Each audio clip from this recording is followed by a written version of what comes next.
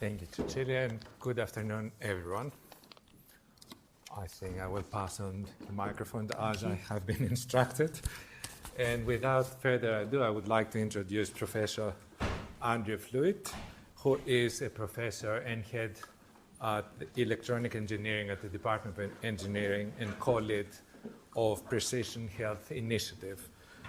Professor Flewitt's research spans a broad range of subjects in electronics and related fields, including thin films, transistors, and MEMS, with particular focus on acoustic wave devices using thin film piezoelectrics, for example, surface acoustic wave and film bulk acoustic resonator devices.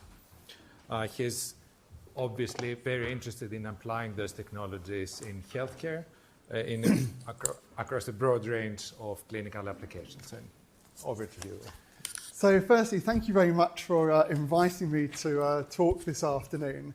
As you can probably tell, actually, from that sort of bio, I've rather come into this area by accident as an electrical engineer.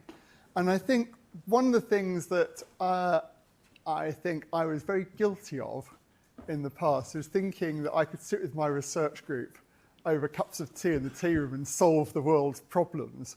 And I think if there's one message I would give as a sort of thought for this afternoon, we're going to be talking a lot about tech. It's how important actually talking to real people about what the real problems are out there, rather than just assuming what they are from an engineer's perspective. So I'm going to be talking really about sort of this precision health and it being more than just the technology. So first of all, what is precision health? So we should be familiar with precision medicine, the idea that we can optimize medical care around an individual's particular needs, rather than just sort of looking up on a packet of medicine, here's a standard dose for any adult, actually saying, what do we really need? What would work best for a particular individual? And you can see sort of the influence of things like genomics, for example, in really changing the landscape for how we think about treating people as individuals. And precision health is broadening that philosophy. It's saying, how do we actually understand people as individuals and hence enable them to lead healthier lives for longer? And so coming into this, are thinking about how people behave, what their behaviour is, what their lifestyle is like, what environment they work in and live in, what their family history is, what genomics they've got.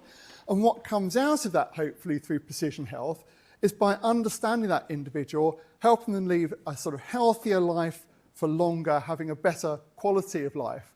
And one thing that sort of Carol Brain, who's unfortunately not able to be here today, said in one of our steering group meetings for this initiative, the key thing is getting people to 65 and still being healthy at that point. And if we can do that, that can have a really transformative effect on the quality of life that people are able to have through into old age. Now, part of the challenge there is actually kind of knowing our baseline. And this is kind of where things start to fit into the specifics of today's programme. That actually each of us have a particular sort of performance that is just normal for us. And so I've just sort of, we can think of some parameter that we might want to measure about ourselves, resting heart rate, for example, or something like that. And by building up a picture of us as individuals, what our normal baseline is, through longitudinal monitoring and the use of wearable devices, we can start to identify where divergences occur from what we might think of as that normal. And actually, that's quite a hard thing to do if you're just doing it at a population level, because what's normal for a population might be very different from what's normal for me as an individual. And so having trusted data which we can use and build up that sort of picture means we could really do something transformational about being able to pick up when someone is actually starting to come down with a condition long before there are any sign of real symptoms that we'd be aware of as ourselves. I thought I'd just flag up this report. So I was involved in a workshop back in 2017 as part of an EPSRC Network Plus, where we were looking at digital health and road mapping research agendas here. This report is online at the website still, fasthealthcare.org.uk. And there's quite a long report actually we wrote about this, looking at this space. And one of the outputs from that was coming up with this sort of picture here of how you might start with sort of clinical drivers. So things like understanding trends in people's everyday behaviour. How do we do early diagnosis of disease from multiple data sources? And then trying to build down and saying, well, okay, what sort of the enabling engineering and fundamental technologies that we need to do research into that enable you to sort of address these sort of big clinical issues, and what are the requirements and outcomes as a consequence of that? Do have a look at that if that's of interest to you. It's a free resource online, and we did it very much for the research community. So if you're thinking of putting together research projects in this area, you might find that quite a helpful thing to reference. Now, why is precision health important? Well, by considering real people living the complicated lives that they live, we all live complicated lives, we have the potential to do far more accurate prediction of people's health over time, to do faster diagnosis and optimised treatment. And that could have a really transformative effect on personal health, but also actually on the health service as well, the ability to deliver health at much lower costs. But that's going to need a fairly transformative change in how we think about this. Now, as I say, we're going to focus very much on technology today, but I want to throw 3 non-tech words into the equation for this afternoon. And those 3 words are effortless, actionable, and inclusive. And I should preface this by saying none of these words that I've come up with in this context, but they're words that I've found other people have used when I've been sat in meetings that have made a big impression on me. And the first one is this one of effortless. We have to recognise that we all live busy lives. And frankly, I know what I'm like. Thinking about how well I am comes a long way down my daily list of priorities.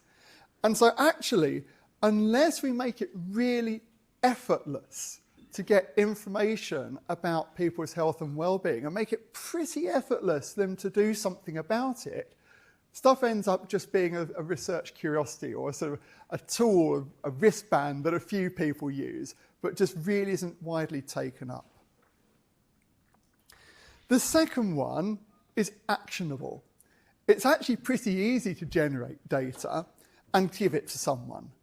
The danger, though, is that we just turn everyone into a patient. There's sort of an adage that says the definition of a well person is someone you haven't tested enough. And that's the danger, that we just end up making everyone a patient. And one thing I try and do actually in my own talks, I don't talk about patients very much. I always try and talk about people as a mindset I've tried to get myself into. That actually it's about only giving people information if there's something really actionable that you can actually do with that information. If you're just telling someone something that they can't do anything about that with that information, actually it's a question of whether it's even ethical to do it. And then the third one comes down to health inequalities. And I've just got this data off the ONS website. This is from the latest survey showing life expectancy just in Cambridge. And what you see by sort of region, even in an affluent place like Cambridge, we think was an affluent place, there are variations in life expectancy well over 10 years. And that's just amplified even more on a national scale. And when you think about a world scale, even more than that. And so the third word is inclusive. It's very easy, again, to come up with technology which is adopted by people who I sort of think of as the worried, affluent well, who can afford to buy a kit, who can afford to have time to look at it and think about their health and well-being. The challenge is to make technology really accessible to everyone and to those people who naturally don't engage with tech and with their own health, but for whom actually you could make a really transformational change if you actually find ways of engaging with them. And that really means thinking about people right from the start. So for me, some key principles in this space are taking a holistic approach to precision health challenges. They're great methodologies from the sort of field called systems-based engineering, where you try and sort of think of a problem in a really holistic way. Think about the people who use technology, who are going to have to deliver the technology, how the technology is then going to sort of make a change to someone's life. Having to think about it in that completely holistic way. Secondly, placing people right at the heart of what we do in research, and not just thinking of people as sort of objects that we're going to do something good to, but actually engaging with people right from the start and not making assumptions about what we think is good for someone, but engaging with populations and letting them tell us what they think is good for them. And that, I think, is hard. And I don't know what the answers are to how to do that well, but it's something I think it's important as a community to explore. And thirdly, to work with a multidisciplinary team. And this university is great for that. And my final thing, so I stay on time hopefully, is a plug for our Innovation Prize and our website, which is open to early career researchers. There's £500 up for grabs. Please do apply. Details on our website. I'll stop there.